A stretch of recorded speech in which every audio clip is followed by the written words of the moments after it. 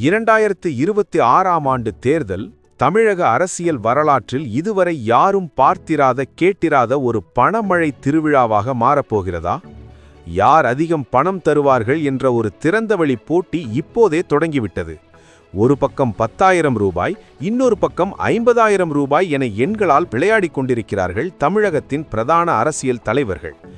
இன்று பிப்ரவரி 26, 2026. தேர்தல் களம் உச்சகட்ட அனலில் ஏக்கிறது. இந்த 15 நிமிட வீடியோவில் உங்கள் வங்கிக் கணக்கில் வந்து விழப்போகும் அந்த பணம் எப்போது வரும், எதற்காக இந்த அறிவிப்புகள், இதன் பின்னணியில் இருக்கும் அதிரடி அரசியலை மிக தெளிவாக பார்க்க போகிறோம். ஆரம்பமே அதிரடியாக அமைந்திருக்கிறது. அதிமுக தரப்பிலிருந்து எடப்பாடி பழனிசாமி அவர்கள் ஒரு மாஸ்டர் ஸ்ட்ரோக் கொடுத்திருக்கிறார். அது என்ன? திமுகவின் அடுத்த மூவ் என்னவாக இருக்கும்? விரிவாக பார்ப்போம். கடந்த சில நாட்களாகவே ஒரு தகவல் காட்டுத்தீ போல பரவி வந்தது. அதுதான் அதிமுகவின் கருணைத் தொகை திட்டம்.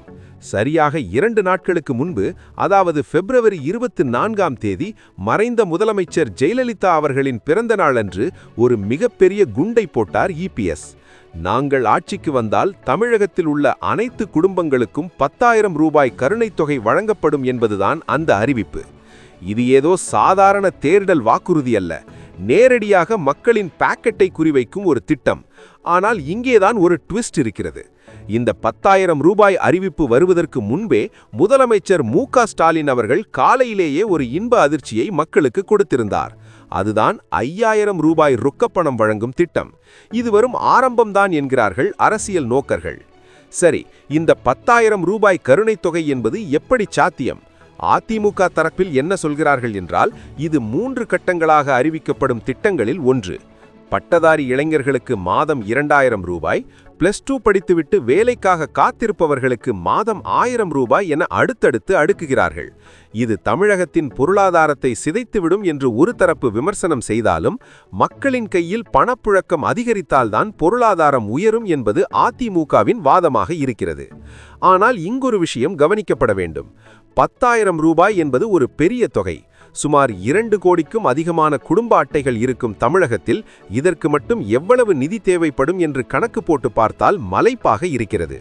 ஆனாலும் நாங்கள் சொன்னதை செய்வோம் என இபிஎஸ் பம்பரமாக சுழன்று பிரச்சாரம் செய்து வருகிறார். இங்கே ஒரு முக்கியமான கேள்வியை நாம் எழுப்ப வேண்டும். இந்த அறிவிப்புகளெல்லாம் வெறும் தேர்தல் கால நாடகங்களா அல்லது நிஜமாகவே மக்கள் நலன் சார்ந்தவையா? உங்களோட கருத்து என்ன? கமெண்ட்ல சொல்லுங்க. இப்போ திமுகவின் பக்கம் திரும்புவோம். அதிமுக 10,000 என்று சொன்னால் திமுக சும்மா இருக்குமா? அங்கேதான் கதாநாயகி என்ற பெயரில் ஒரு ரகசிய திட்டம் தயாராகி வருகிறது. வழக்கமாக திமுகவின் தேர்தல் அறிக்கையை தேர்தல் கதாநாயகன் என்று சொல்வார்கள். ஆனால் 2026க்கான அறிக்கையை தேர்தல் கதாநாயகி என்று அழைக்கப் போகிறார்களாம். அதாவது பெண்களுக்கான திட்டங்கள்தான் இந்த அறிக்கையின் மையப்புள்ளியாக இருக்கப் போகிறது. குறிப்பாக தொழில் தொடங்க விரும்பும் பெண்களுக்கு 50,000 ரூபாய் வரை மானியம் அல்லது உதவித்தொகை வழங்கும் திட்டம் பரிசீலனையில் இருப்பதாக தகவல்கள் கசிகின்றன. 50,000 ரூபாய் என்பது இதுவரை எந்த தேர்தலிலும் கேள்விப்படாத ஒரு தொகை.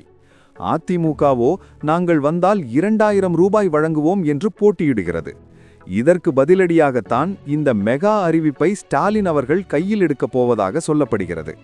இதன் பின்னணியை பார்த்தால் தமிழக வாக்காளர்களில் பெண்களின் வாக்கு வங்கிதான் வெற்றியை தீர்மானிக்கிறது என்பது அனைவருக்கும் தெரிந்த உண்மை. அதனால்தான் இரு கட்சிகளுமே பெண்களை கவரும் திட்டங்களில் அதிக கவனம் செலுத்துகிறார்கள். ஆனால் தேர்தல் அறிவிப்புகள் வெறும் பணத்தோடு நின்றுவிடவில்லை. இதற்கெல்லாம் பின்னால் இருக்கும் அரசியல் கணக்குகள் மிகவும் ஆழமானவை. ஒரு பக்கம் அரசு ஊழியர்களுக்கான பழைய ஓய்வூதிய திட்டம், இன்னொரு பக்கம் இளைஞர்களுக்கான வேலைவாய்ப்பு என பட்டியல் நீண்டு கொண்டே போகிறது. இப்போது நிலவரம் என்னவென்றால், தேர்தல் பிரச்சாரங்கள் இன்னும் சூடுபிடிக்கவில்லை. ஆனால் தேர்தல் வாக்குறுதிகள் அனல் பறக்கின்றன. T20 கிரிக்கெட் போட்டியில் கடைசி ஓவரில் ரன்கள் குவிவதைப் போல ஒவ்வொரு கட்சியும் போட்டி போட்டுக்கொண்டு ஆயிரங்களை அறிவிக்கிறார்கள். திமுகவை பொறுத்தமட்டில் அவர்கள் ஏற்கனவே ஆட்சியில் இருப்பதால் செய்த சாதனைகளை சொல்லி வாக்கு கேட்கிறார்கள். ஆனால் அதிமுக கடந்த 5 ஆண்டு கால ஆட்சியின் குறைகளை சுட்டிக்காட்டி நாங்கள் வந்தால் இதைவிட சிறப்பாக செய்வோம் என்கிறார்கள். முக்கியமாக அதிமுக இந்த முறை 3 கட்டங்களாக தனது வாக்குறுதிகளை வெளியிட்டு வருகிறது. அதில் வேலைவாய்ப்பு அலுவலகத்தில் பதிவு செய்து காத்திருக்கும் இளைஞர்களுக்கு வழங்கப்படும் அந்த 2000 ரூபாய் உதவித்தொகை இளைஞர்களிடையே பெரிய வரவேற்பை பெற்றுள்ளது. இது மற்ற மாநிலங்களுக்கு முன்னோடியாக அமையுமா என்பதை பொறுத்திருந்துதான் பார்க்க வேண்டும். ஆனால் இங்கொரு பெரிய சவால் இருக்கிறது. தமிழகத்தின் கடன் சுமை ஏற்கனவே பல லட்சம் கோடிகளில் இருக்கிறது.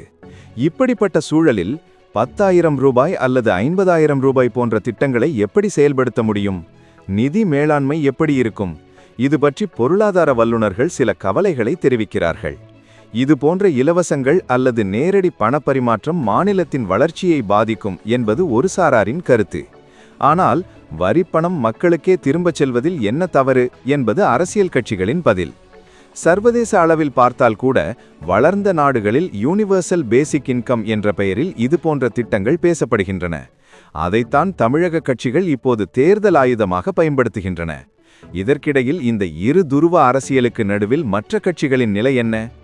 இங்கேதான் 2026 தேர்தலின் மிக முக்கியமான திருப்பம் இருக்கிறது. தமிழக வெற்றிக் கழகத்தின் விஜய் மற்றும் நாம் தமிழர் கட்சியின் சீமான், இவர்கள் இருவருமே இந்த பணமழை அரசியலை எப்படி பார்க்கிறார்கள்? விஜய் தனது ஸ்டைலில் பணம் கொடுத்து ஓட்டு வாங்குவதை விட மக்கள் மனதை வெல்ல வேண்டும் என்ற தொனியில் பேசி வருகிறார்.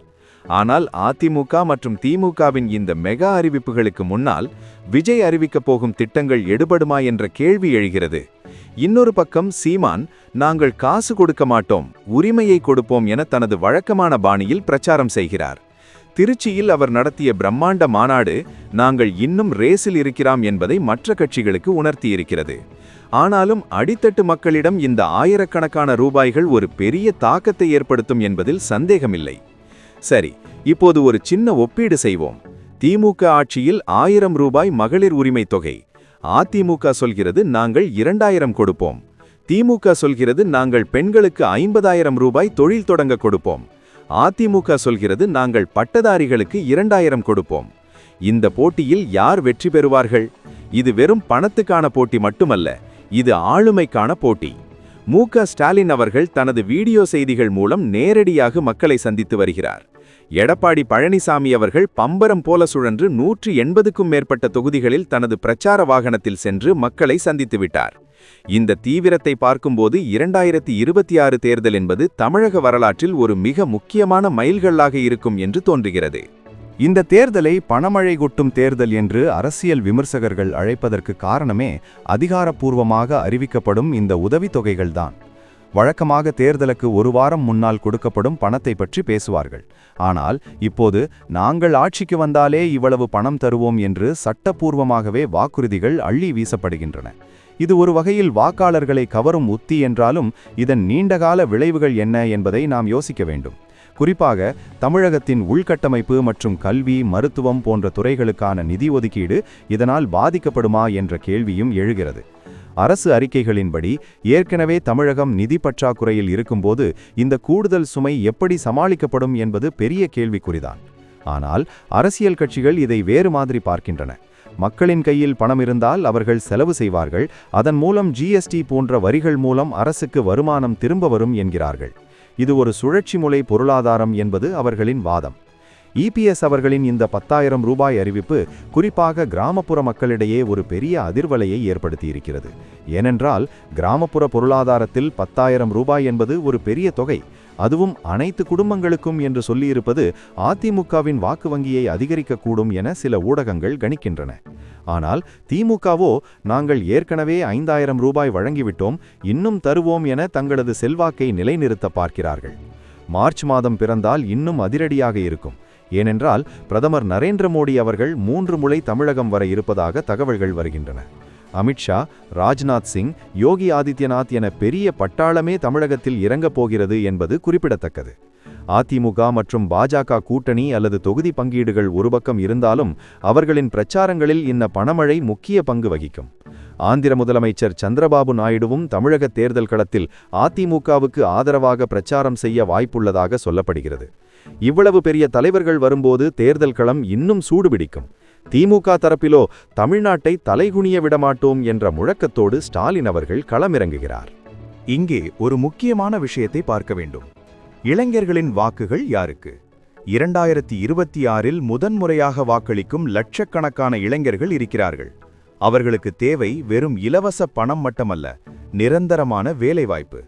அதனால்தான் அதிமுக தனது வாக்குறுதியில் பட்டதாரிகளுக்கு மாதம் 2000 ரூபாய் உதவித்தொகையோடு நின்று விடாமல் புதிய தொழிற்சாலைகள் மற்றும் வேலைவாய்ப்பு குறித்த அறிவிப்புகளையும் வெளியிடும் என எதிர்பார்க்கப்படுகிறது. திமுகவோ நான் முதல்வன் போன்ற திட்டங்களின் மூலம் ஏற்கனவே இளைஞர்களுக்கு திறன் மேம்பாடு வழங்கி வருவதை சுட்டிக்காட்டி வாக்கு கேட்கப் போகிறது. ஆனாலும் கையில் கிடைக்கும் அந்த 2000 ரூபாய் என்பது ஒரு மாணவனுக்கு அல்லது வேலையில்லாத இளைஞனுக்கு பெரிய உதவியாக இருக்கும் என்பதில் மாற்றுக் கருத்து இல்லை. இப்போது பலருக்கும் எழும் ஒரு சந்தேகம்: தேர்தல் ஆணையம் இதையெல்லாம் அனுமதிக்குமா? பொதுவாக தேர்தல் நடத்தை விதிகள் அமலுக்கு வந்த பிறகு இதுபோன்ற அறிவிப்புகளை வெளியிட முடியாது. அதனால்தான் தேர்தல் அறிவிப்பு வருவதற்கு முன்பே அனைத்து கட்சிகளும் போட்டி போட்டுக்கொண்டு அதிரடி அறிவிப்புகளை வெளியிட்டு வருகின்றன. இது ஒரு வகையில் சட்டத்தின் ஓட்டையை பயன்படுத்தி செய்யப்படும் அரசியல் விளம்பரம்தான். ஆனால் மக்கள் இதை பற்றி என்ன நினைக்கிறார்கள்? யார் கொடுத்தாலும் அது நம் வரிப்பணம்தான் என்ற புரிதல் மக்களிடையே வந்திருந்தாலும் நடைமுறையில் அந்த பணம் தங்கள் வாழ்வாதாரத்தை உயர்த்துமா என்பதே அவர்களின் எதிர்பார்ப்பு. இந்த 15 நிமிட பயணத்தில் நாம் பார்த்த விஷயங்களை சுருக்கமாக சொன்னால், 2026 தேர்தல் என்பது பொருளாதார போர் என்றுதான் சொல்ல வேண்டும். அதிமுகவின் 10,000 ரூபாய், திமுகவின் வரப்போகும் 50,000 ரூபாய், இளைஞர்களுக்கான ஊக்கத்தொகை என தமிழகம் ஒரு புதிய அரசியல் பாதையில் பயணிக்கிறது. இது மாநிலத்தை வளர்ச்சி பாதைக்கு கொண்டு செல்லுமா அல்லது கடன் சுமையில் தள்ளுமா என்பது காலம்தான் பதில் சொல்ல வேண்டும். ஆனால் ஒன்று மட்டும் உறுதி: இந்த தேர்தலில் எந்த கட்சி வெற்றி பெற்றாலும் தமிழக மக்களின் வங்கிக் கணக்குகளில் பணமழை பொழியப் போவது உறுதி. தேர்தலுக்கு இன்னும் சில வாரங்களே இருக்கும் நிலையில் அடுத்தடுத்த அதிரடி திருப்பங்களுக்கு தயாராக இருங்கள். இறுதி முடிவாக தேர்தல் களம் இப்போது பணத்தை முன்னிறுத்தியே நகர்கிறது. கொள்கைகள், சித்தாந்தங்கள் ஒரு பக்கம் இருந்தாலும் சாமானிய மக்களின் அன்றாட தேவைகளை பூர்த்தி செய்யும் வாக்குறுதிகள்தான் இந்த முறை வெற்றியை தீர்மானிக்கப் போகின்றன. நீங்கள் என்ன நினைக்கிறீர்கள்? இந்த 10,000 ரூபாய் மற்றும் 50,000 ரூபாய் அறிவிப்புகள் உங்கள் வாக்கை மாற்றுமா அல்லது நல்ல திட்டங்கள் மற்றும் நேர்மையான ஆட்சிக்கு வாக்களிப்பீர்களா? உங்கள் மேலான கருத்துக்களை கீழே உள்ள கமெண்ட் பாக்ஸில் மறக்காமல் சொல்லுங்க. இதுபோன்ற அரசியல் அலசல்களை தொடர்ந்து பார்க்க நம்ம சேனலை சப்ஸ்கிரைப் பண்ணிக்கோங்க. மீண்டும் ஒரு முக்கிய செய்தியுடன் உங்களை சந்திக்கிறேன். நன்றி, வணக்கம்.